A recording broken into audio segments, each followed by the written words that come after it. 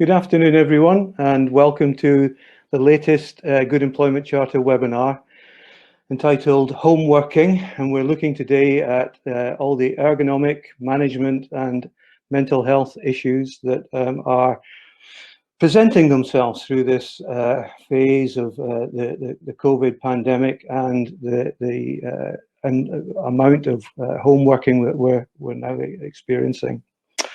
My name is Ian MacArthur and I'm head of the Good Employment Charter, and I'm delighted to be joined today by a really distinguished panel. First of all, we have Professor Carrie Cooper from Manchester Business School at the University of Manchester. Cary is the 50th anniversary Professor of Organisational Psychology and Health, which is a great title, Cary, and also currently the President of CIPD. For those of you who have worked in and around human resource management for your career, you will know Carrie Cooper's name and probably read more than one of his books. So we're really, really pleased to have you with us today, Carrie. We're also joined by Debby Hallett, who's Head of Environment, Health and Safety for BASF. Hi, Debby, great to have you with us. I know you've got a huge scope of responsibility across the company, so looking forward to hearing how you're managing and then top tips for everyone else. And last but not least at all, because actually it was a conversation with Emma almost a week ago, Emma, it's not much longer than a week ago.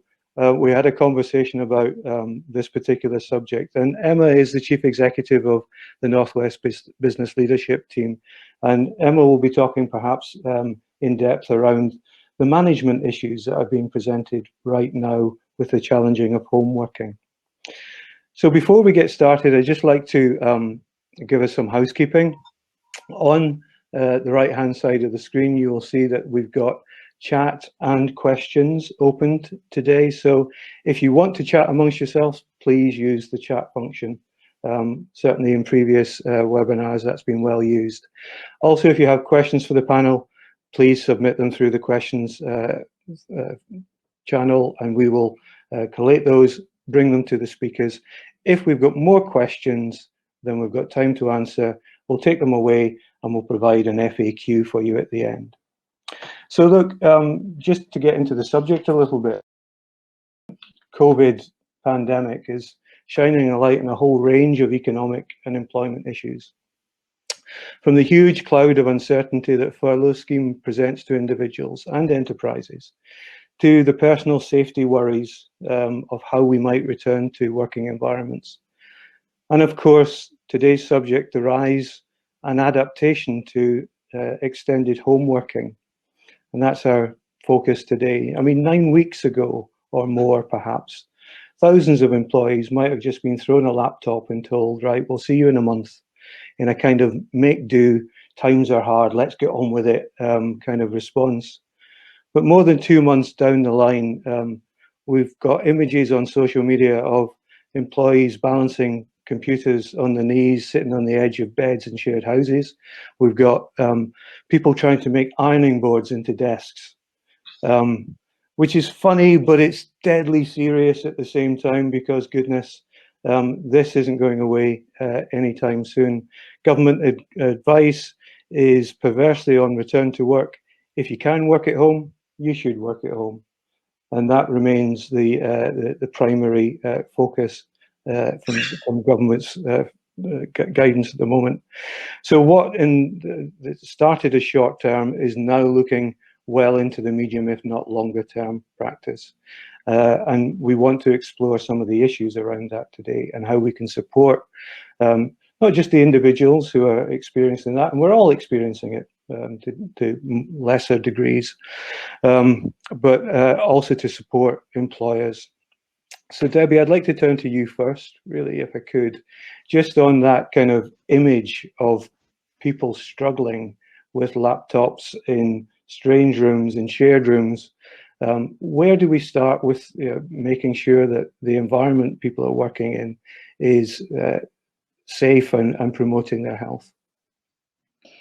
Okay, thanks, Ian. I guess just to help answer that, it might be worth explaining a bit about the journey that BASF's been going on looking at working from home. And that maybe I can share some of the experience that we've had in this area. So we're a fairly large organisation in UK, but we have lots of small sites. So probably comparable to a lot of small businesses in that way. And going back about 12 months, we made a decision that we were going to introduce increased agile working where we could and allow people the opportunity to work from home.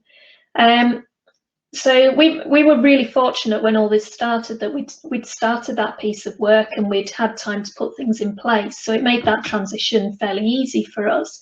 But if I think back now and think about the things we did that made that work, I guess it falls into three key areas. The first thing is thinking about equipment. So if we think from an ergonomic point of view, your workstation setup, if you're working in the office, you typically have a nice desk, you have a chair that's fully adjustable, you're able to position your screen comfortably. The images that you've just created for us are very different to that, Ian, aren't they? And so what we did was we gave some very basic guidance to our employees, and we said everybody had to do an online DSE training, display screen equipment training module that just walked them through the basics of how to get a good ergonomic setup. And they did that for their normal workplace. And then when we take that to working at home, we basically prepared a checklist that said, right, when I'm working at home, okay, I can't get the full setup because this is a temporary situation we're talking about. But what I will try and do is mirror that to the best of my ability. So we asked people to make a commitment. We gave them some pictures, nice one pager with, this is how you should look when you're sitting, just little pictograms.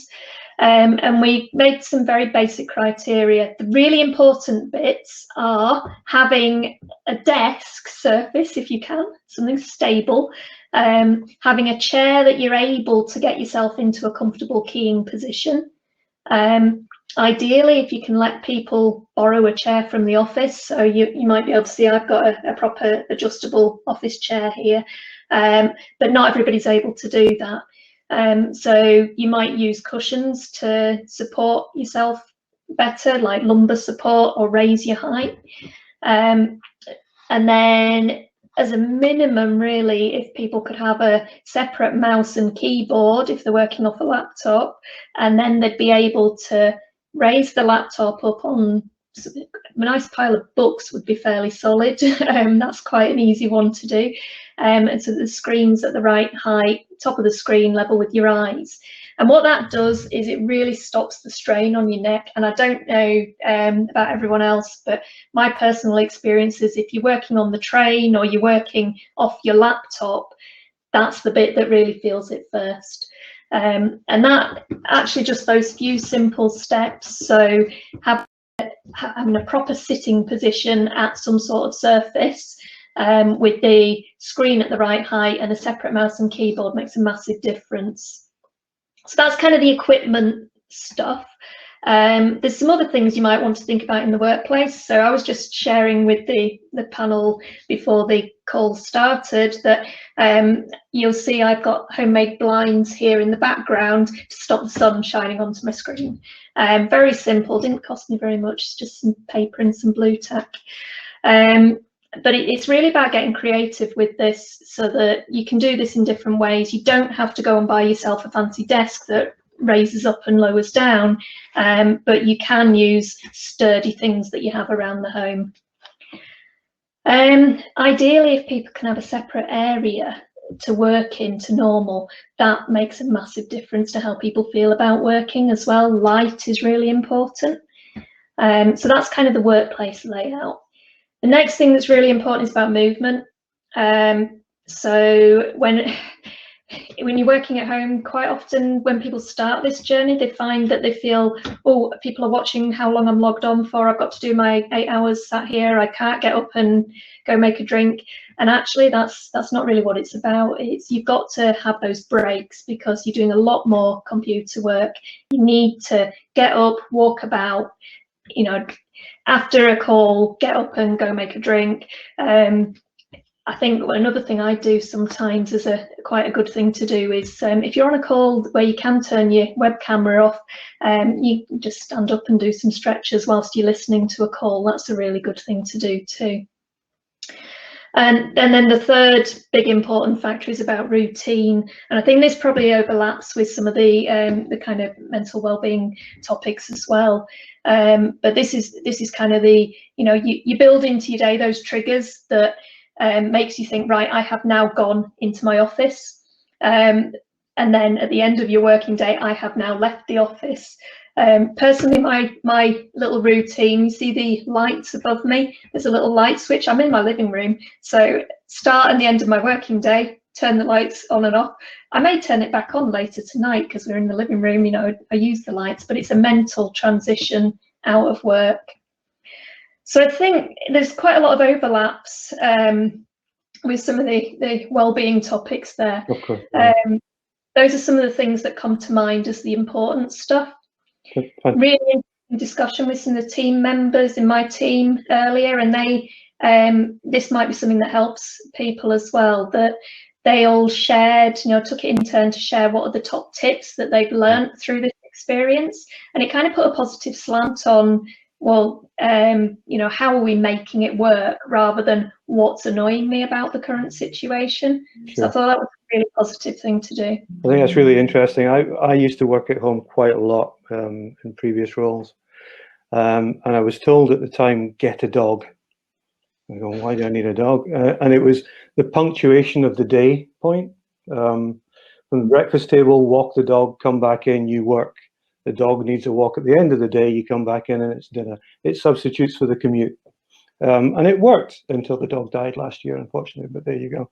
I know, but never mind. But Cary, that sort of discipline almost, I think, is that something that we need to embrace in a working day? Yeah, we need to have structure. I think Debbie's totally right. We have to structure. We also need rules of engagement. I mean, we're at home, what the military call rules of engagement. We're at home with our partner, we're with kids, who's going to do what, when, and really get a clear-cut idea of how we're going to actually do this. And I've always hated the term social distancing. It should be physical distancing with social connectedness, because what's really important is to stay socially connected with people. That's friends, colleagues, human beings. That's what we do. That's why we go into a workplace. Most of our businesses that are in service-based, which are service-based industries, we could be working remotely 100% from home almost.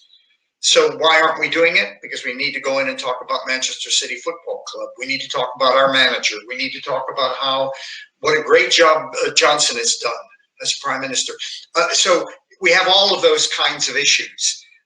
So I think all those kinds of things, staying socially connected, and particularly with your colleagues, I think is critically important. And also having a structure to the day, obviously, and not to work on. That's the worry I have, is the presenteeism. But for me, what's very important is how you manage people who work remotely. And I've been working with lots of companies and organizations on this, and really having a huddle meeting at the beginning of the day with your team so they have a physical presence with one another, doing one-to-ones with your immediate reports, and that isn't about work. The group can talk about its work when it meets, but what that's about is that it's about their health. If you look at the ONS survey, 63% of people have said on ONS, and this is a sample of 250,000 working people, and they found that 63% said they're stressed out by this experience. And 48% say that they're having trouble working from home, that actually the home. But I think a lot of that and the biggest chunk of that is homeschooling. So how do you fit your job in when 2 out of every 3 couples are working couples? That's what we have in the UK. How do you fit in this homeschooling? Who does what? It would be a nice idea if we had some new man out there. I think at the moment he's touring the country and he's in Bolton. But, you know, we don't have many new men. This is a really interesting experience to get men more engaged, in my view, with the family and get more work-life balance. I find that most of the homeschooling is being done by the women, not all, but most of it's being done by the women. And that's not a good news scenario, really, when men are at home as well. So, but managing, I think, is really important. The huddle, the one-to-ones, eyeball to eyeball with each of your direct reports a couple times a week. And that is about, and that's visually. So using one of the platforms, because I think we need to know how they're getting on. I think that's a real worry. You know, because of the ONS survey, we know that the stress levels are pretty high. And why are the stress levels high? Well, I'm trying to stay active, but I don't have as much work to do. But I'm worried to death about the fact that I don't have as much work to do, and we're going into a recession. The recession is going to be the scariest bit, because we're going into a profound recession. This will make 2008 look like peanut farm. This is really significant. So people are job insecure, particularly furloughed people. And by the way, engaging furloughed people in the meetings, they can't do any work, but they should be involved in the meetings. So that's really important, because there's 7.3 million of them. And I think all of that, and creating a culture with your team that doesn't encourage in any way presenteeism, because we're seeing a lot of that. We're seeing people on when they shouldn't be on, sending email messages, doing all sorts of things just to show the organization and their boss that they're doing okay, they're still functioning and being very creative, etc. So we have to watch that, and I think that's the line manager's responsibility. I think what this illustrated for me is a couple major things, and then I'll get off. One, flexible working is here to stay. Not 100% remote, but flexible working, absolutely. If I was investing, I would not invest in commercial property, because guess what's going to happen? Employers are going to get rid of that. They're going to get rid of tons of their properties. If they have 3 floors, it'll go down to 1. They'll still need a place where people can go, because there'll be some people, by the way, who will not work flexibly. They can't constitutionally, psychologically, but we do need places to meet. So one thing is flexible working is here to stay, and how we manage that in the future. But they won't have the complication, flexible working, of number one, homeschooling. That will go, thank goodness. And as a grandparent, I know, because I've been doing it an hour a day with my 7-year-old daughter in London. Well, I've enjoyed it, by the way. It's broken my day up, so I can do it from 2 to 3. I love it. But anyway, so flexible working is here to stay, and how you manage people remotely is important. Therefore, the second big issue, the big issue for employers, for me, is do we have the right kind of line managers from shop floor to top floor who has EQ, emotional intelligence, social interpersonal skills? My view is we don't. I head the National Forum for Health and Wellbeing. It's made up of 40 global employers from Google, Microsoft, BT, BP. They're all HR directors and chief medical officers of companies, or directors of health and well-being. There are many of those now in companies like Mace, the big builder. We meet quarterly. We had a meeting yesterday, and one of the things they said, all of them said, is 2 things. One, well-being is now strategic. A strategic issue and should be a board level meeting issue. And number 2, what are we going to do about the cadre of line managers we currently have? Who will have difficulty and have had difficulty managing people remotely and having the social skills to recognize when they're not coping. And we definitely need that. So flexible working, strategic issue, health and well-being at work. It was starting to become that anyway, by the way. It was starting to do that pre-COVID. I mean, I have a university spin-off company in Manchester called University of Manchester, a company called Roberts & Cooper. We've been in this business since 1999. We have 3 or 4 of our clients where we actually report to the board and have long-term contracts with them. And why? Because they want to keep millennials. It's talent retention. It's how do you keep people healthy and everything else. But the one real big thing here is we realized how we need parity between a line manager's social interpersonal skills and their technical skills. Because the problem is we promote people on their technical skills primarily, not their people skills. And this is the big issue. So those are the kind of reflections I have about the kinds of things that have been going on. Cary, that's fantastic. Thank you very much. You set up the conversation beautifully, and really leading into the stuff I want to talk to Emma about, because the growth company went agile about 18 months ago and rolled it out in about 6 months. We got great kit, new platforms. It was fantastic. But what was really good was that we insisted on every manager doing 2 compulsory management, how to manage remotely. So I think you've hit the nail on the head there, Cary. A lot of people have been thrown into this. Managers are floundering. How do we manage remotely? That presenteeism. So we talked about. So what's your reflections on how we build the capacity of managers along the lines that Cary's talking about? We know we've got that issue, right, where you're promoted for technical ability, not for how you manage, and you're expected quite often just to learn on the job, and some people do, and for some people it's not that straightforward.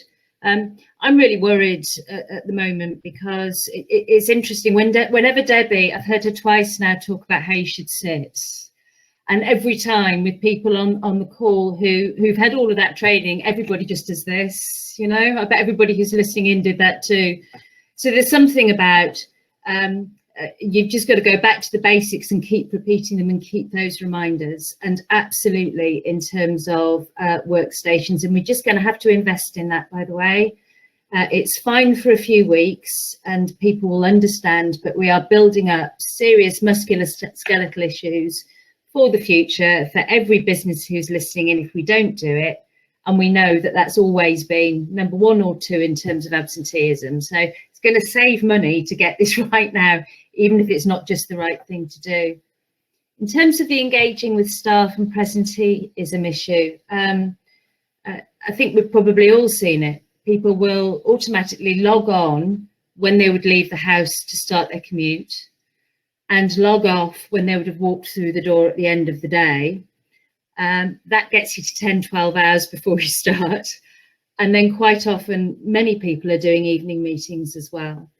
As Cary says, it is entirely understandable that staff feel that they need to be present and demonstrating their value to the business, given the storm that we're all in the middle of. And just telling staff to prioritise well-being, just putting guidance online isn't going to do it. There's 2 things. Number 1, what you describe in terms of the growth company, and all good companies are now doing, and I just encourage everybody to do it and make it, by the way, mandatory. Anybody who manages anybody has got to speak to everybody they manage once a week, not about work. Okay, so ban that. They need to talk to them about work as well, but every manager, every people manager needs to know they're going to be valued first and foremost by you, by how many times they're talking to their staff, by whether they're taking the temperature of their teams, whether they're spotting issues. It's a key performance indicator now. This isn't a nice to do or a cuddly thing. It's absolutely business critical. And Cary's absolutely right. That needs reporting into the board and into senior management teams so you can see. By the way, spot checks is a pretty good thing too. So however senior you are in a business or in an organisation, talk to people who aren't your direct line reports as well. Tell them what difference they're making. Explain to them what the value of it is, to try and replace some of that connectivity. The final thing I just wanted to say is, if you say to staff, this is how we want you to behave and work, and are not doing that yourself, they will see it and they will not believe what your expectation is. So if it suits your work pattern to be working in the evening or at a weekend and doing other things during the day, tell your staff when you're communicating to them outside hours, that's why you're doing it, what you've done, and that you absolutely do not expect a response to come back immediately or that weekend, that this is what suits you to do. And also watch what success you celebrate. So it's great to be passing on to teams great work that somebody's done, and we should be doing more and more of that. But make sure it's about the task and what they've delivered, not about them putting in a big shift, you know? Because again, if we're saying to some people, prioritize your well-being, don't worry about the hours you're putting in, but they can see people being rewarded and recognized for doing the reverse. It's simply not authentic and won't work. Nobody can continue to operate effectively at given the hours that currently are being put in. And in 6 months, if we're not careful, we're going to reap the whirlwind in terms of absence and stress and all of those things by not doing the right things now. And that's going to take much longer and be much more expensive to sort out, in addition to just not being the right thing to do. Thanks, Ian. Thanks, Emma. That's superb. Great overview. I think part of the challenge I think we've got right now is that when you were perhaps planning an agile workforce, planning to bring in an agile system, you would invest and you would plan and you would put the pieces in place. We're in a mess in many places because we have just had to respond really quickly. So I think the challenge is, how do we retrofit some of this into some workplaces now? So Debbie, can I just turn to you? What, if you are doing a one-to-one, what sort of signs do you look for? And maybe it's a question for all of you in your own organizations or your advice, Cary. What signs do you look for in an employee, either for their physical health or well-being or their mental health or well-being, when you're doing that remote management? What signals do you look for? I think that it's about listening to people and hearing the things they tell you about or the points they go quiet. And the quietness is often a good indication that they're maybe not coping with something too well. The tone of voice. Yeah, I can think of a few examples where on a team call earlier today, actually, somebody she sounded really down. And then when we explored how her working environment was, she was basically describing that she was sat in the box room, and she was on her own in the box room. There's other people in the flat she can hear outside, and she feels very isolated during a working day. And that's something that it's about exploring it and then understanding, if somebody has a real issue with that situation, actually those are the situations that maybe we need to think about, well, for their own well-being, are they a person who actually does need to go into the workplace at times if the workplace is open? And that's a real topic for me. It's not just, it's not just about, do you need to go into the workplace to do your tasks? It's about, to be able to work effectively, you have to be in a good frame of mind to be able to do that. That's a worry I have, Debbie. The worry I have is, after this is over, employers say, for various reasons. Number one, this works, working flexibly remotely. So it works. So everybody should do it. And the evidence is, I have a book, a scientific book that just came out 3 weeks ago, would you believe? I was really pleased we had this lockdown. It's called Flexible Work. And we looked at the science in Australia, China, the US, everywhere. We had scientists from all over. It's an edited book. Shows flexible working works on the condition that people who negotiate with their employer the kind of flexible work they would like, rather than it being imposed on them. Because the science shows if it's imposed on them, you will work remotely from home full time. For somebody who likes to leave their box and go into another box called work. So that's, I think, a kind of critical dimension. And then for me, some of the symptoms are, I think, as Debbie said, you know these people in direct reports, and you know that they're not behaving the way they normally do. They're usually very humorous. They're very quiet now. They're usually very extrovert. No, they're not doing that. You pick up the signs. You pick up the nonverbals from their expression. You should. That's why we need line managers who've got these social interpersonal skills, because they will pick that up and then ask the question: Are you all right? I mean, But the way to do that, and this is another training that I think all line managers need, is they need to train themselves to be vulnerable, not just listener, to be vulnerable so other people can talk about their vulnerabilities.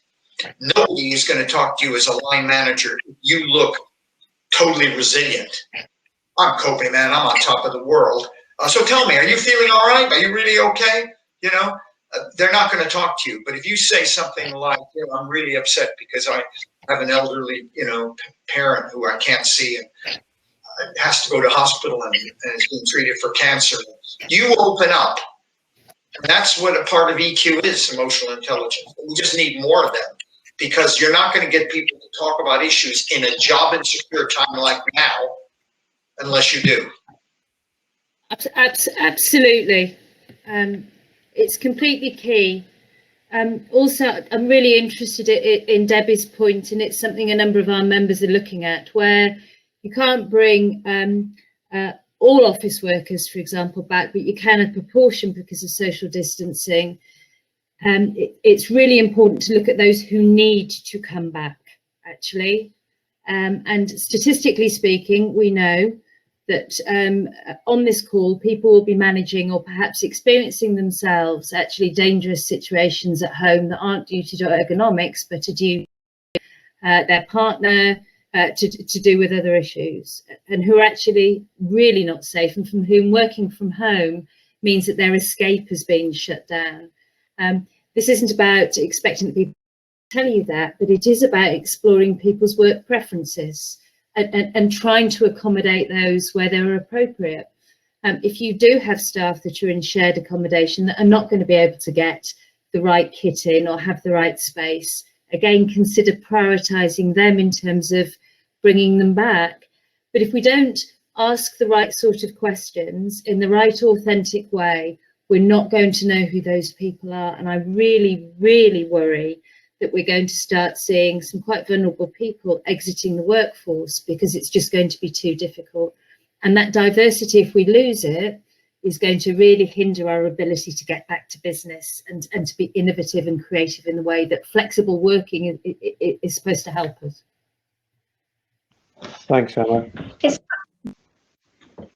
It's quite interesting that you both talked about the kind of like the balance side of things for people, because that's one of the things we recognised very early on in our agile working like initiative, if you want, and we introduced this thing that was about finding your balance, and I don't think we actually understood what that meant until this happened, because I think now I understand what my balance it needs to be for my own mental well-being, and I think I've had a number of managers say to me recently, do you know, I've learnt so much about my team and their personal life over the last few weeks that I've never had this level of conversation with them before about what's going on with them.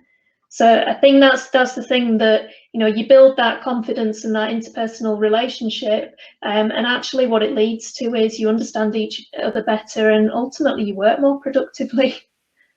Basically what you're doing, Debbie, is you're sharing with other people your concerns. Hey, listen, all of us have concerns. I have granddaughters I'm desperate to see. You know, it's been 9 weeks.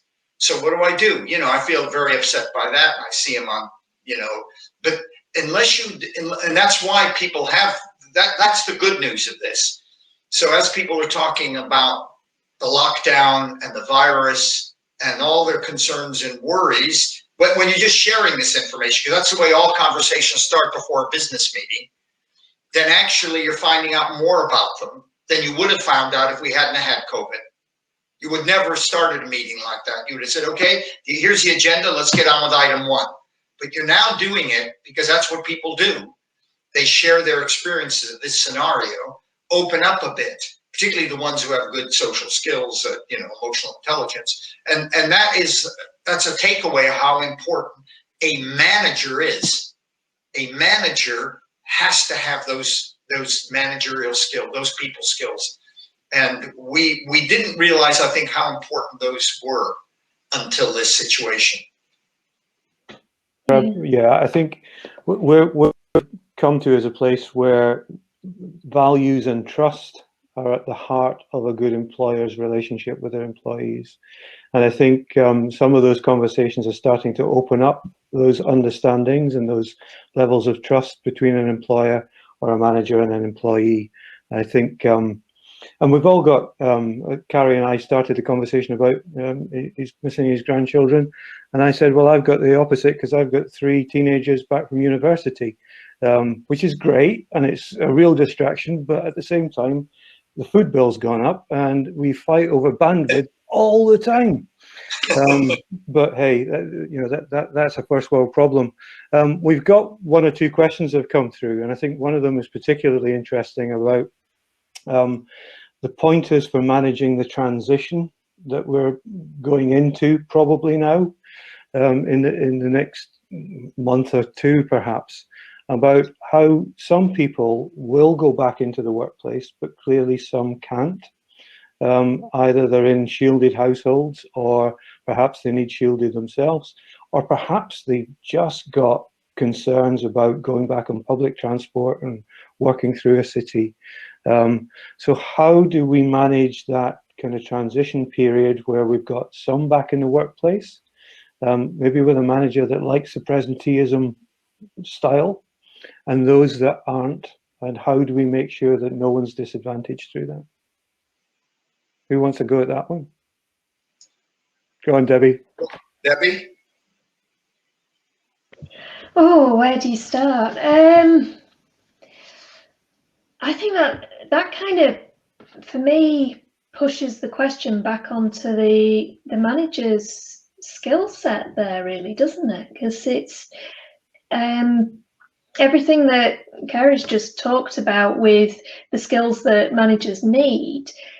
If they have those skills, they would be talking through the employees' concerns with them and helping find a way that works.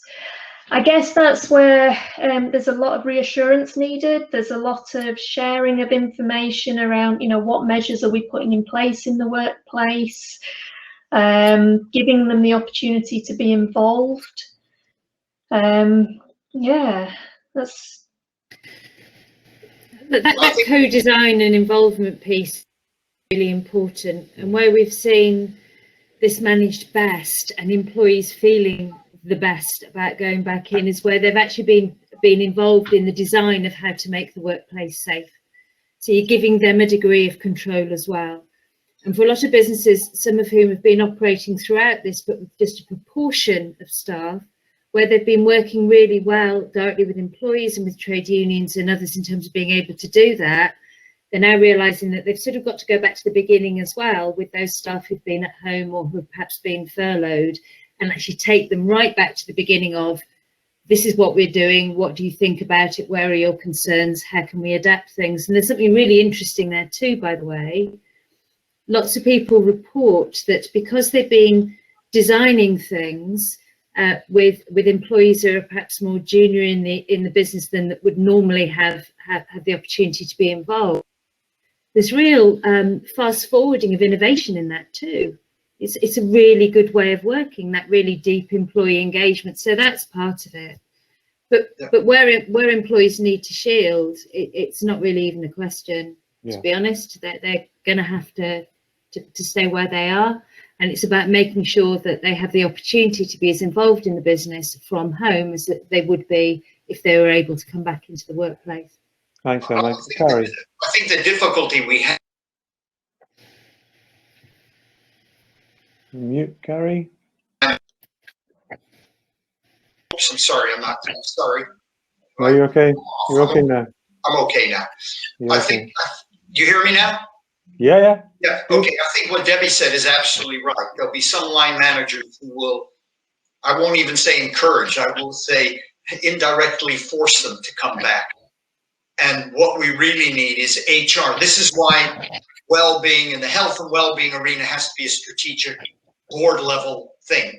And HR has to be pretty resilient here, because HR will say, I know Fred, I know Janet, they're pretty heavyweights. They're command and control types. They're going to ask for their people to come in. I think HR has to take a lead here and say, you know what, during this return to work phase, right, for months, right, talk to each of your people. So there'll be some people who can't come in for a variety of reasons. They have to stay socially isolated. But if a person feels uncomfortable taking public transport and coming in, given what they hear about the workplace says about social positioning and everything else, that for the time being, let them work if they can work remotely. So I think HR has to take a lead in this and state what, you know, good practice is. And yes, they're more likely to hear it because those kind of people are command and control line managers, and there are a few of those around, let me tell you. They will therefore listen when senior people say good practice is. I just think that that's one way of doing it, because there will be people, the survey, again, the ONS survey shows that, and the Gov survey, about 40% of people actually think it's too early to go to work. Yeah. Simple as that, because they don't think the workplace has got itself organized in a way that would make them feel safe. Plus they have to go in public transport because they're in the middle of Manchester or the middle of London or the middle of Birmingham or wherever. And that is a problem. So we just have to, while people are coming out, you know, it's like women returning from having a baby and they've been out of work for 2 years. You know, we have a return to work for them program, or most companies do. We should do the same thing for people who feel, and there will be people who feel very stressed by the idea of even going into a central office environment again.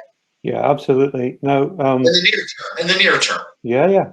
I think one of our members is actually on the call today, Rawlinson's, and I'm going to call them out just to say, look, I know that they not only been talking to the furloughed workers all the way through, but that they are planning a re-induction program for when they bring people back in. And I think, Debbie, was it you and I had a conversation this week about a kind of video of what the workplace now looks like? Share that with people before they go back so that it's nothing surprising that they walk into? I think it was more of a presentation we were planning, but I like the idea, Ian. Yeah. Okay. Sorry, it wasn't you. Have too many conversations. But yeah, somebody had the idea that just a quick video tour of the new workplace, just kind of giving reassurance of how it's going to work before they actually turn up, I think is a nice idea. And if people want that, take it away. We have one more question here about, and it's a kind of basic one, but it's really important, about home working requiring a level of tech skill and confidence. And have people got any tips for supporting people with limited digital skills?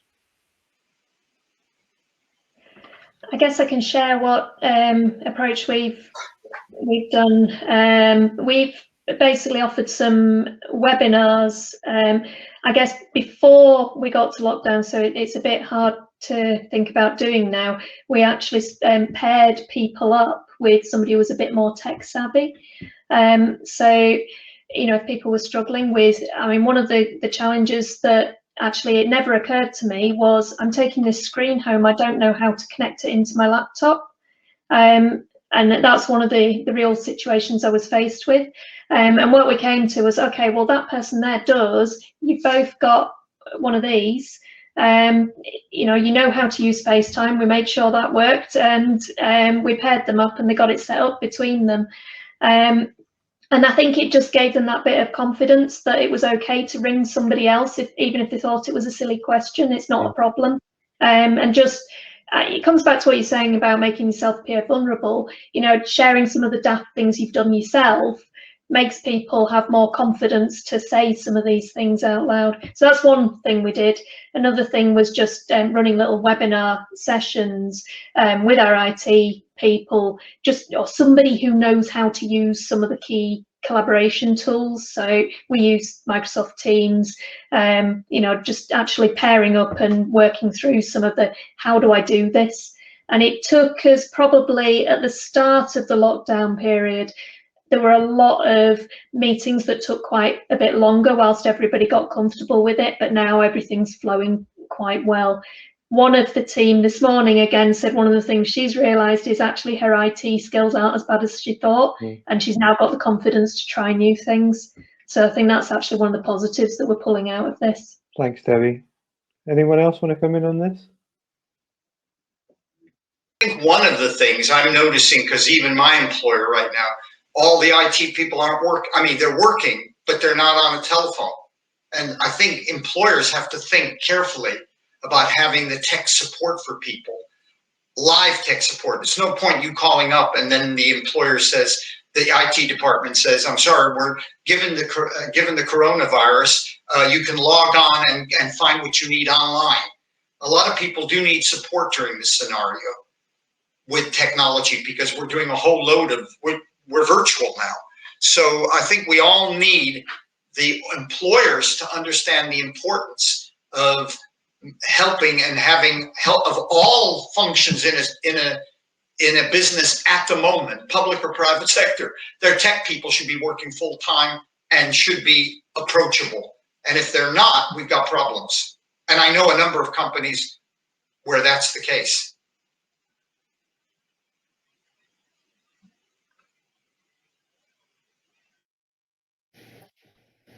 Emma, she's not hearing. You want to come in, Emma?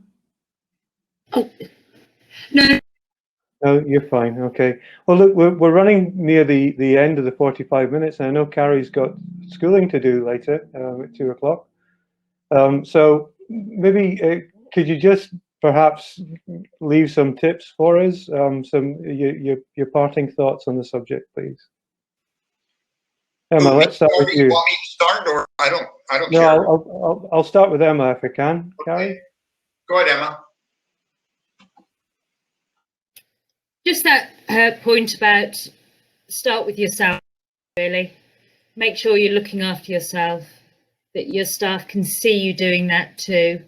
Be gentle. This is going to be a marathon, not a sprint, is it not?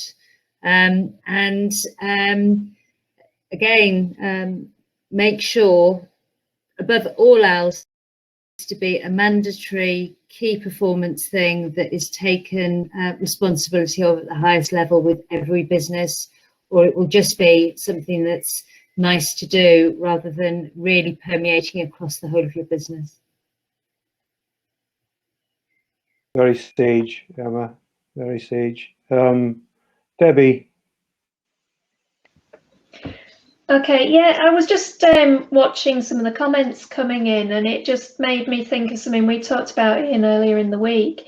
And it's kind of that remembering that work is a thing you do, not a place you go to.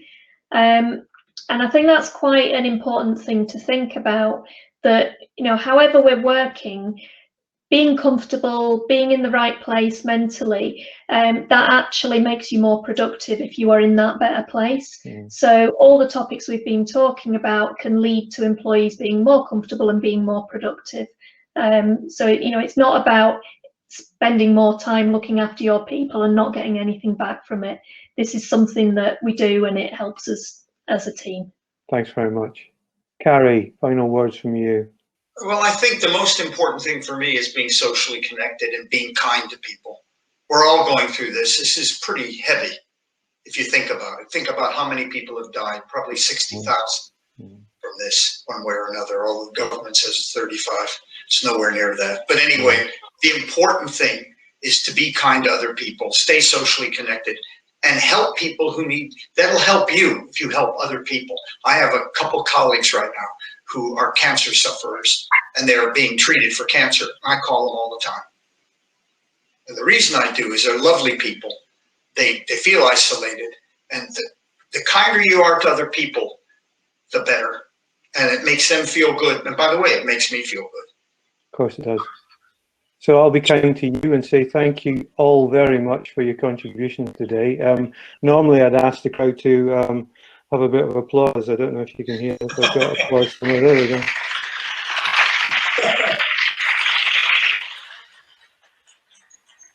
go.